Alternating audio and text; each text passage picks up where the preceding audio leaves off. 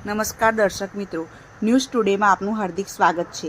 આમોદ નહિયર સ્વામિનારાયણ મંદિર ખાતે આજ રોજ અન્નકૂટનો પ્રોગ્રામ યોજાયો હતો, જેમાં આમોદ તથા જંબુસર તાલુકાના ધારાસભ્ય ડી.કે. સ્વામી મહારાજ તથા કાવી કંબોઈથી વિદ્યાનંદજી મહારાજ, વડતાલથી લક્ષ્મી પ્રસાદ દાસજી તથા સ્વામિનારાયણ સંપ્રદાયના અનેક સંતો ઉપસ્થિત રહ્યા હતા।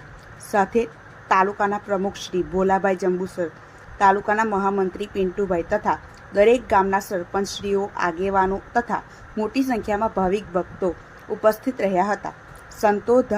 સંતો દ્વારા આશીર્વચન સભા યોજાઈને ત્યારબાદ આરતી કરી મહાભોજનની વ્યવસ્થા કરવામાં આવી હતી। રિપોર્ટર નગીનભાઈ પરમાર, એક જગ્યાએ।